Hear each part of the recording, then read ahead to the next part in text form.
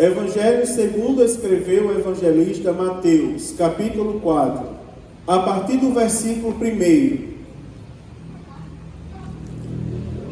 Nós vamos ler até o versículo de número 11.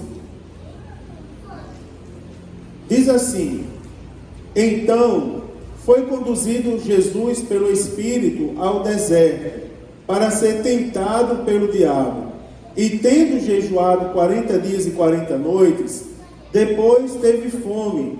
E chegando-se a ele o tentador, disse: Se tu és filho de Deus, manda que estas pedras se tornem em pães. Ele, porém, respondendo, disse: Está escrito: Nem só de pão viverá o homem, mas de toda a palavra que sai da boca de Deus.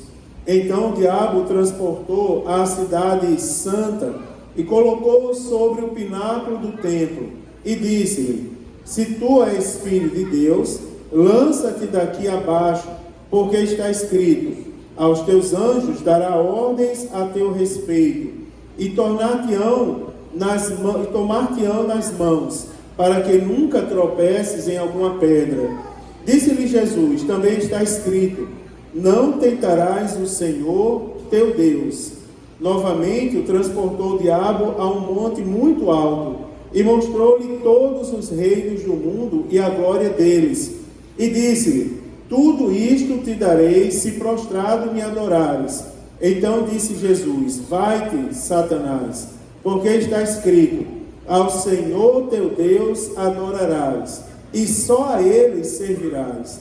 Então o diabo o deixou, e eis que chegaram os anjos e o serviram. Amém, irmãos?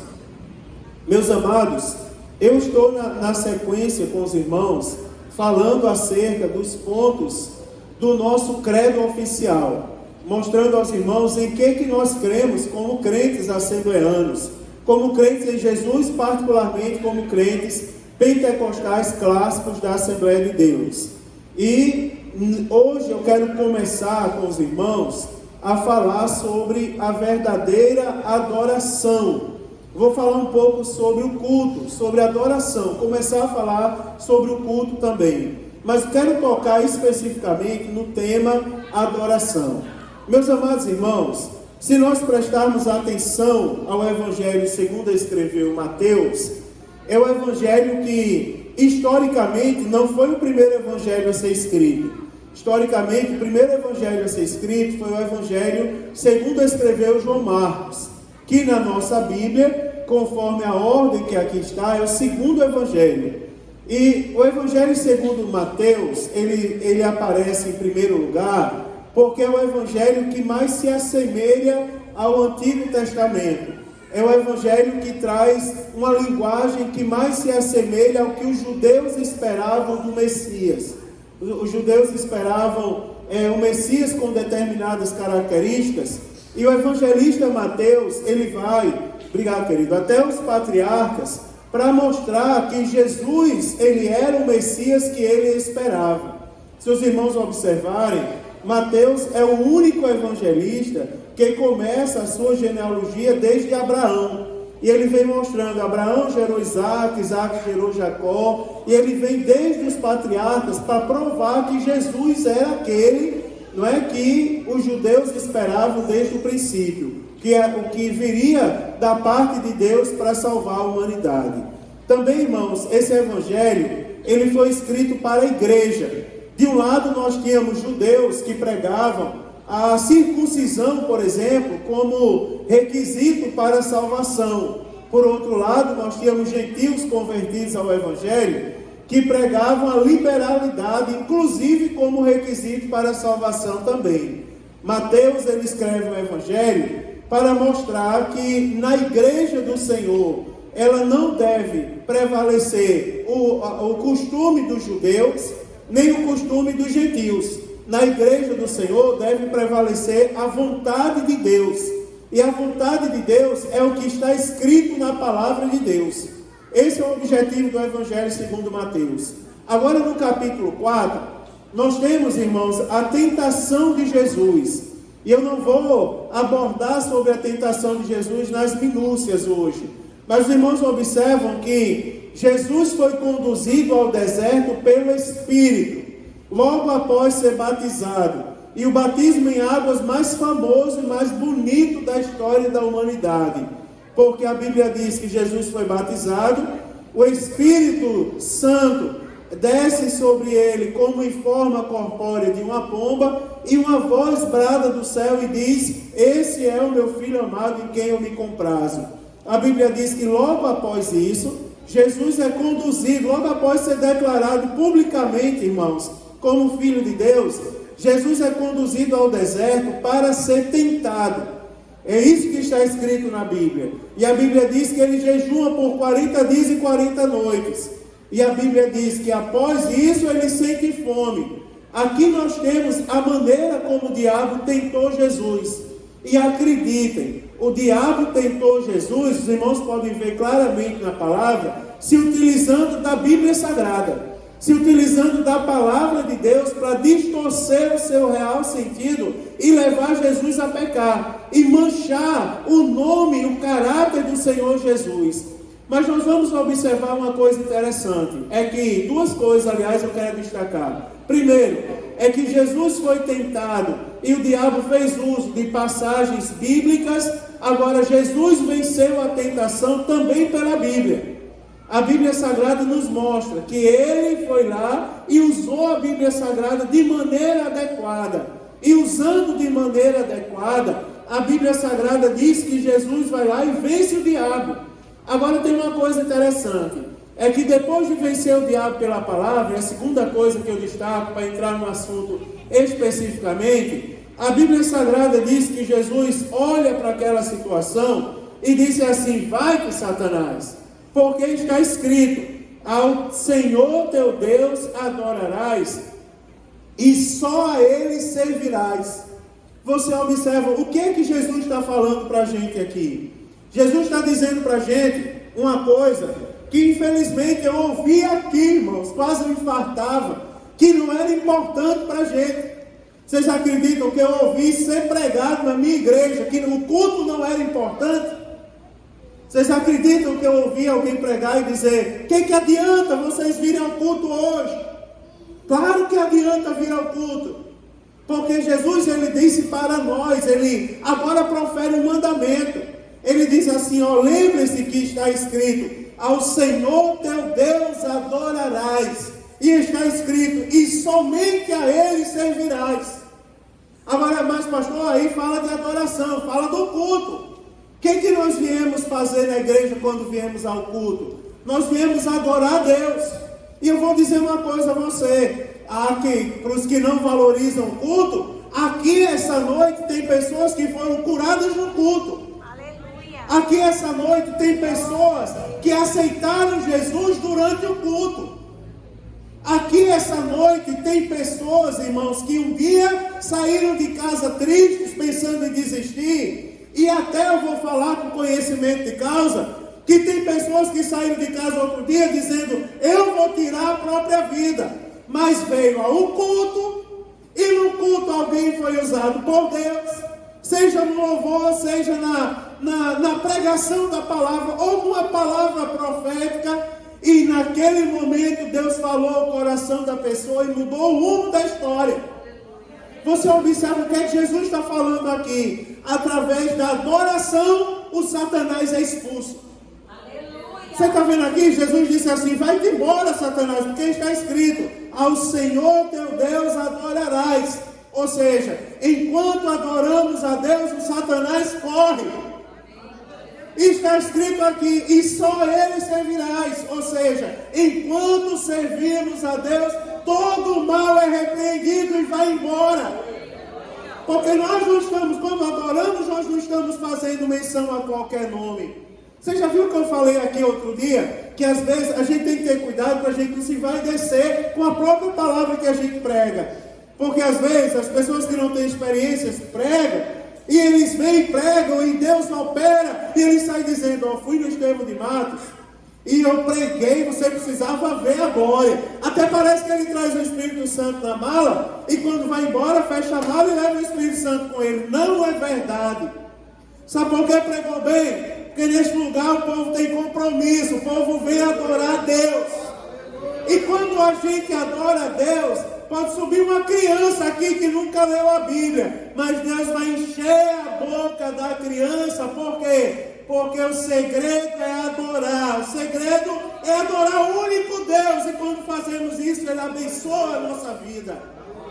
Está escrito, Jesus foi quem falou. Agora eu vou falar, nós cremos, nós ensinamos e professamos que o que é adoração? Vou ensinar para os irmãos o que é adoração. Primeiro, adoração é um serviço.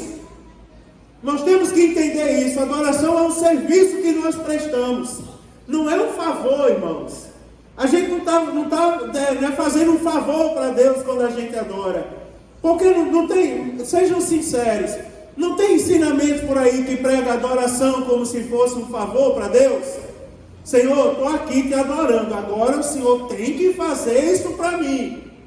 Não é? Eu estou aqui adorando, agora, Senhor, enquanto eu te adoro, você já viu aquele menino que, todo mundo conhece essa história, aquele menino que chega no final do ano e diz assim, pai, passei, o que é que eu vou ganhar de presente?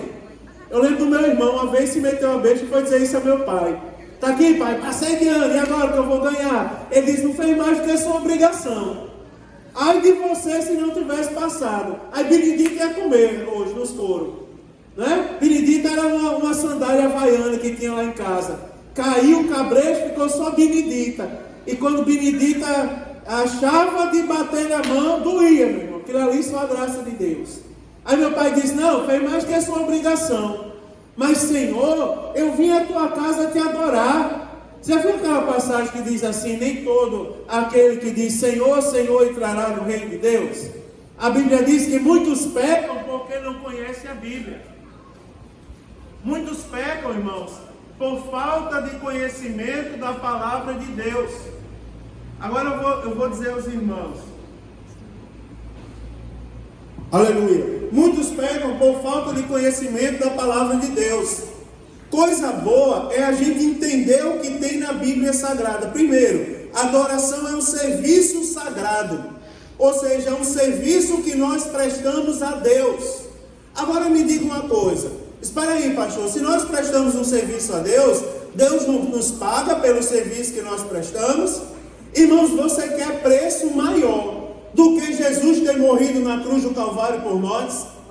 Você já ouviu falar que a coroa de espinho que cravaram na cabeça de Jesus era para ter sido cravado na nossa cabeça? Você já ouviu falar que as chicotadas que Jesus levou, os insultos, as humilhações que ele passou, que não foi fácil, era para a gente sofrer, e ele sofreu por todos nós? Você quer preço maior do que isso?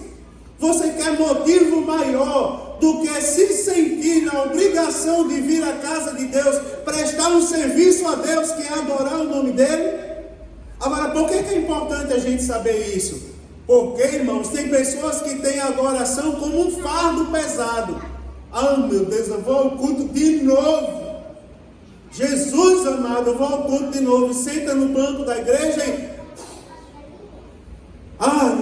deixa eu ver a hora que esse culto vai acabar, que eu não suporto mais vir ao culto.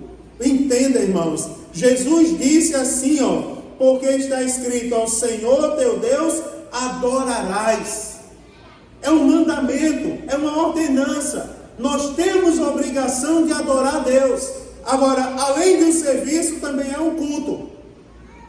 Sabia, irmãos? É uma reverência que nós prestamos a Deus. Agora me diga uma coisa, por que nós adoramos a Deus? Nós adoramos a Deus, vamos lá, irmão, adoramos a Deus pelo que Ele é. Porque está escrito na Bíblia Sagrada, somente a teu Deus adorarás.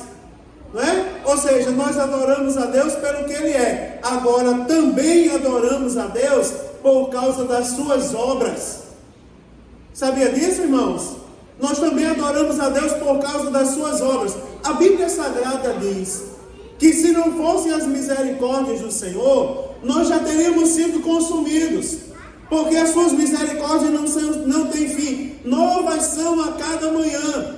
Você imagina que enquanto nós dormimos, a Bíblia Sagrada diz, eis que não dorme, nem tosqueneja o guarda de Israel. Nós lemos lemos lá na Bíblia Sagrada, nos Salmos, nós lemos que se o Senhor não edificar a casa, em vão trabalham os que edificam. Se o Senhor não guardar a cidade, em vão vigia a sentinela. Ou seja, nós temos motivo de sobra para adorar o nome do nosso Deus por causa das suas obras, pelo que Ele faz. Cuidado, irmãos. Quando o cantor escreveu um hino, que ele disse assim: eu não adoro pelo que Ele faz, só pelo que Ele é. Ele está dizendo assim, na verdade, eu tive a oportunidade de conversar com alguns cantores. Eles disseram: pastor, é que a gente quer dizer às pessoas que Deus precisa estar no coração. Eu disse: está certo, então diga de outra maneira. Porque adorar a Deus, a gente não pode ser ingrato com Deus. A gente tem que lembrar que Ele é Deus, Ele é o único Deus. E por mais que queiram se levantar deuses aí, ninguém jamais será igual, semelhante ao Deus que nós servimos. Aleluia. Agora nós não podemos de adorá-lo também pelo que Ele faz. Quem mais pode fazer por nós o que Deus faz? Quem mais, irmão, nos coloca de pé, nos dá fôlego de vida? Quem mais, irmãos, abençoa tanto a nossa vida, a ponto da gente sair dando testemunho e pregando a palavra de Deus com evidência de sinais por aí? Olhe, cuidado. E eu vou falar mais. O nosso modelo de adoração, ele é bíblico. E ele não tem, primeiro, eu vou explorar alguns aspectos. A gente precisa saber o que é adoração. No sentido geral, aprenda. Adoração é um serviço santo. Adoração é o culto. Adoração é a reverência que eu presto ao meu Deus, pelo que Ele é e também pelas suas obras, ou seja, pelo que Ele faz. Segundo, eu vou falar para os irmãos sobre adoração. No nosso modelo de adoração, que é o modelo bíblico, eu tenho cuidado de mandar os irmãos sempre abrirem a Bíblia, não é? E conferir o que está na Bíblia Sagrada. No nosso modelo bíblico que nós seguimos, a adoração não pode ter representação visual. Quer ver uma coisa? Abra sua Bíblia aí, no livro do Deuteronômio, capítulo de número 4. Livro do Deuteronômio, capítulo 4. Eita, Jesus, os papéis aqui estão voando da minha mão. Pois eu junto. Deuteronômio capítulo 4, versículo de número 12. Olha o que está escrito na palavra de Deus. Diz assim, ó. Deuteronômio 4, versículo 12 diz: então o Senhor vos falou do meio do fogo. A voz das palavras ouvistes, porém, além da voz, não vistes semelhança nenhuma. Ou seja, além da voz de Deus, o que foi visto ali quando o Senhor falou, lá no Deuteronômio, lá na lei, lá no início, lá no princípio das coisas, não viram nada. Eles só ouviram a voz de Deus. Você está entendendo, irmãos? O nosso culto não depende de representação visual. Por exemplo, o que é que eu quero dizer com isso? No nosso culto a gente não depende que apareça um anjo aqui. Não existe na nossa igreja a cadeira do anjo reservada. Tem aquela cadeira ali, ninguém senta, porque está lá a cadeira com a harpa em cima dela, porque é a cadeira que o anjo chega, senta e pega a harpa para cantar o hino com a gente. Na nossa igreja não tem isso. Não existe representação visual. Quer ver uma coisa? Abra a sua Bíblia no livro do Êxodo, capítulo de número 20. Deixa eu ser mais específico para os irmãos. Êxodo, capítulo de número 20. O versículo é o de número 4 e o versículo de número 5. Observe o que está escrito no segundo mandamento do Decálogo. Diz assim, ó. Êxodo capítulo 20, versículos 4 e 5 diz: não farás para ti imagem de escultura, nem alguma semelhança do que há em cima dos céus, nem embaixo na terra, nem nas águas debaixo da terra. Não te encurvarás a ela, nem as servirás, porque eu, o Senhor, sou Deus zeloso, que visito a maldade dos pais nos filhos, até a terceira e quarta geração daqueles que me aborrecem. você observa o que Deus está dizendo. Nós não cultuamos, e a Bíblia está dizendo, sendo bem clara, não farás para ti imagem de escultura, nem alguma semelhança do que há em cima no céu, nem embaixo na terra. Você já pensou, irmão, se a nossa adoração estivesse condicionada a ter uma imagem aqui na frente? Você já pensou? Uma vez eu vi pessoas que condicionavam, eu não estou criticando quem faz isso, eu estou dizendo, se eu justificar, porque eu não vou cortar nada, vou botar depois, vou publicar para as pessoas ouvirem. Eu não estou ridicularizando quem é um seguidor disso, estou dizendo que o nosso modelo de adoração, modelo desta igreja, é um modelo bíblico.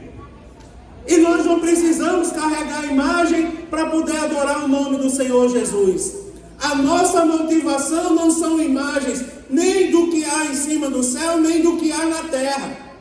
A nossa motivação, irmãos, nós não podemos ver com os nossos olhos naturais, mas nós podemos sentir com os nossos sentidos, por exemplo, a presença dele neste lugar essa noite.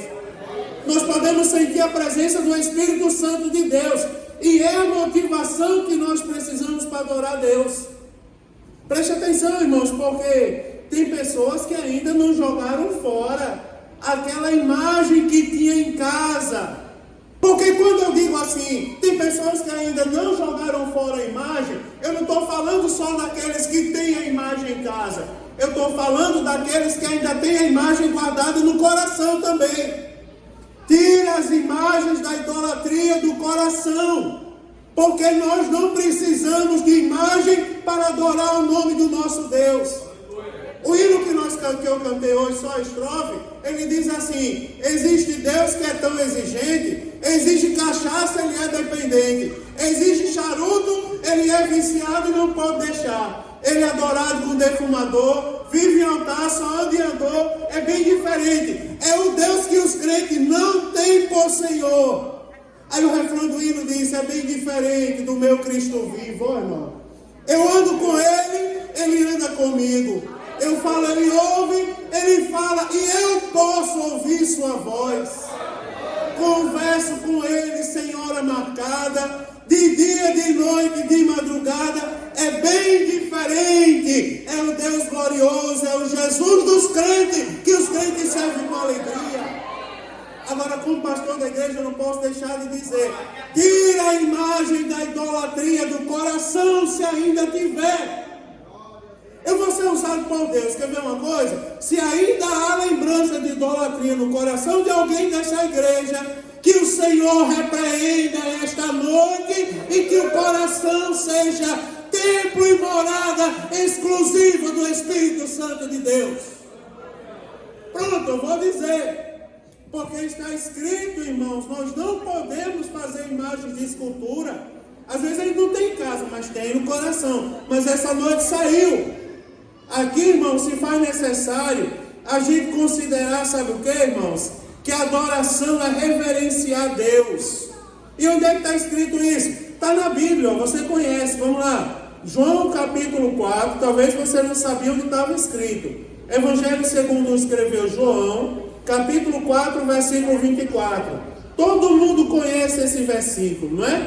O que é reverenciar? Não é? Nós reverenciamos a Deus de que maneira? Nós reverenciamos a Deus em espírito. Porque está escrito, ó, Deus é espírito. Olha para mim, peraí, só essa primeira parte, depois eu falo o segundo versículo. Deus é espírito. Alguém aqui consegue ver o espírito? Se ver, eu vou repreender agora. Alguém consegue ver o Espírito? Até porque o Espírito, olha para mim para eu explicar para vocês. Os alunos da escola dominical lembram o que é Espírito, não é? Espírito é a parte do homem que se comunica com Deus. Aí a Bíblia, quando fala de si mesma, ela diz: porque a palavra é viva e eficaz. Aí ela diz: mais penetrante que qualquer espada de dois gumes, e penetra até a divisão da alma e do Espírito. Somente a palavra é capaz de ir até lá. Ninguém vê o Espírito. A nossa parte que se comunica com Deus. Eu vou dizer a você por que ninguém vê o Espírito. Sabe por quê? Se o diabo visse o Espírito, o nosso Espírito, a nossa parte se comunica com Deus, ele atrapalharia a nossa comunicação com Deus. Agora me diga uma coisa, às vezes a gente está num lugar difícil. Eu vi hoje uma briga de trânsito. Eu vi duas pessoas brigando por nada, irmão. Um buzinou atrás do outro, o outro botou a cabeça para fora. Isso é uma falta de Deus, né? Aí disse assim: por que você está buzinando? Eu disse: achou ruim. Aí pronto, saíram do carro e foram brigar. E eu fiquei olhando e fiquei orando em espírito. Vocês já ouviram falar isso? Orando em espírito e dizendo: Senhor, sem pronunciar uma palavra, repreende essa briga em nome de Jesus. Repreende esse mal em nome de Jesus. Para a glória de Deus se desfez o mal. Agora me diga uma coisa: por que nós podemos orar em espírito? Por que o mal está aqui operando às vezes do nosso lado e nós estamos repreendendo em espírito? Porque no espírito ninguém vê, o espírito ninguém toca. Aí a Bíblia diz assim: Deus é espírito. Aí olha como a Bíblia é perfeita: Deus é espírito. Deus não pode ser visto, Deus não pode ser tocado. É por isso que quando a gente for para o céu, é um dos motivos, nós vamos ter que receber um corpo glorioso. Como que nós vamos ver Jesus, Deus, com o nosso corpo? Você imagina, vocês sonham em ver a glória de Deus, irmãos? Vocês imaginam o céu? O trono de Deus, de onde flui o rio da vida. Não é uma coisa maravilhosa, né? Domingo, irmão Samuel fez a leitura aqui do Cristo glorificado. Agora você imagina, nós não vamos conseguir ver o rio da vida e as coisas do céu se não recebermos um corpo glorioso. Deus é espírito. Aí a Bíblia diz: importa que os que o adorem, adorem em espírito. Agora preste atenção a dois detalhes. O primeiro espírito aqui, que diz respeito a Deus, ele está com E maiúsculo. Concorda comigo? A Bíblia diz: Deus é espírito, com E maiúsculo. Agora diz assim: importa que os que o adorem, adorem em espírito, com E minúsculo, fazendo menção ao nosso espírito. A nossa parte da nossa constituição que se comunica com Deus. Ou seja, irmãos, do que é que depende a nossa adoração? Depende que o nosso espírito esteja voltado para Deus. Quando a Bíblia diz que nós devemos adorar em espírito, é porque a nossa adoração, nosso espírito deve estar disposto a se comunicar com Deus. Você observa, não tem pessoas, você já viu pessoas que adoram com os olhos? Você já viu, irmãos? Pessoas que adoram com os olhos são os idólatras. Eu estou com vontade de tirar essa caixa daqui. Isso aqui foi um presente que a gente ganhou, essa caixinha de oração. Para mim não tem nada demais, né? Porque a pessoa quis reproduzir a Arca da Aliança. Mas eu já vi pessoas chegarem aqui. É porque era uma pessoa que não congregava conosco. Mas eu vi uma pessoa que chegou aqui e dobrou um papel e colocou aqui e disse assim: abençoa, anjo, meu pedido, recebe em nome de Jesus. Aí eu peguei e fiquei dali olhando. Eu disse: mas se fosse um crente da minha igreja, eu pegava essa caixa, pegava uma marreta que eu tenho ali e quebrava na mesma hora. Quer ver uma coisa, irmãos? Você já viu, sabe por que na nossa igreja não tem cruz? Vocês já se perguntaram por que na nossa igreja tem cruz? Teria pecado ter cruz na nossa igreja? Não. A cruz, olhe para mim, para eu explicar para vocês. A cruz é um dos maiores símbolos da nossa fé. A cruz de Jesus. A cruz de Jesus não é pecado não, irmão. Na cruz de Jesus foi crucificado o Salvador da humanidade. Ali verteu o sangue precioso de Jesus. Cruz não é pecado. E a gente canta: sim, eu amo a mensagem da cruz, até morrer eu a vou proclamar. Sabe por quê? Se você andar aí por fora, no mundo todinho, aonde você chegar numa Assembleia de Deus, você vai ver uma cruz. Mas por que no Brasil mandaram tirar a cruz da nossa igreja? Porque algumas pessoas vinham de movimentos religiosos, aceitavam Jesus e traziam consigo a adoração à cruz. Teve um pastor, inclusive, que disse, isso é um fato histórico, está registrado nas atas históricas da nossa igreja. Um pastor, ele disse que chegou a tirar a cruz da igreja e os crentes se amontoaram contra ele. Nós não vamos adorar a Deus se não colocar a cruz de volta. Ou seja, estavam adorando com os olhos, estavam adorando o que vê. E a Bíblia Sagrada, no segundo mandamento, diz que nós não podemos ter semelhança nem de coisas da terra, nem de coisas do céu. A nossa adoração tem que ser o que, irmão? Em espírito, porque dentro de nós temos que estar ligados com o Deus que pode todas as coisas. Nossa adoração não pode estar condicionada com aquilo que a gente vê. Vocês estão entendendo? Olha, presta atenção, que eu não vou repetir o erro do que falaram aqui, porque não é o que foi falado aqui, não precisa você vir para o culto. Você vir para o culto não adianta de nada. Adianta, irmão, está repreendido o diabo em nome de Jesus. Agora venha para adorar o Senhor em espírito, e a Bíblia diz, e em verdade. Ou seja, a gente chega, irmão, diante de Deus, e a gente diz a Deus como nós estamos. Eu não sei você, mas eu não sou um super-homem. O que eu tenho sobre mim é uma responsabilidade a mais. Ser pastor de igreja não é fácil. Eu vou prestar conta do que eu fiz com a igreja de Deus que Ele confiou para eu pastorear. É uma responsabilidade. Agora eu sou um homem sujeito às mesmas paixões. Às vezes eu chego na presença de Deus, eu dobro o joelho e digo, Senhor, o Senhor sabe que a minha estrutura hoje precisa de um renovo da tua parte. Isso é adorar a Deus em verdade. Isso é reconhecer a grandiosidade de Deus. Quando nós falamos de adoração, irmãos, nós estamos falando de reverenciar Deus, não é? E reverenciar Deus é adorar Deus em espírito e em verdade. Agora, nós prestamos a nossa adoração e nosso louvor em termos espirituais e imateriais. Não usamos imagem e escultura, irmãos. Nós entendemos que a nossa adoração é um reconhecimento de que Deus é digno de ser adorado, em resposta ao nosso reconhecimento da natureza divina de Deus. Olha o que é que diz o Salmo 27, o verso de número 8. Salmos de número 27, verso de número 8. Olha aí na sua Bíblia. Salmos 27, verso de número 8.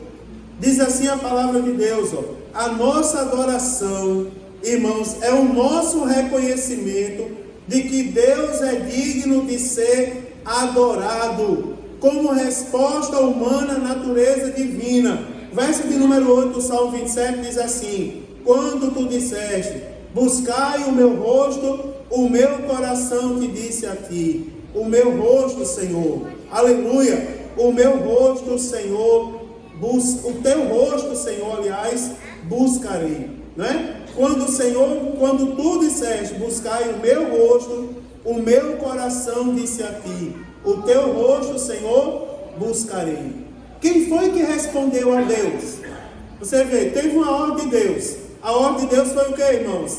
Buscai o meu rosto. E qual foi a resposta do salmista? De coração, ele disse assim: o meu coração que disse a ti, o teu rosto, Senhor, buscarei. Agora eu vou fazer uma pergunta que eu sei que a resposta é positiva de todos vocês. O que o nosso coração está dizendo quando a gente escuta que nós devemos adorar a Deus? Será que nós estamos dizendo como salmista: Senhor, o meu coração está dizendo, não é? Domingo teve uma irmã que participou aqui, deixa eu lembrar quem foi. Vou lembrar da escola dominical de novo, foi a irmã Maria. Irmã Maria está ali, serva de Deus. É bom dar testemunho com a testemunha em casa.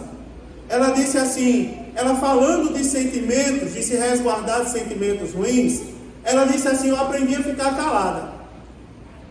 Eu aprendi a sofrer sentimentos ruins e responder em espírito, calada, fazendo em oração em espírito.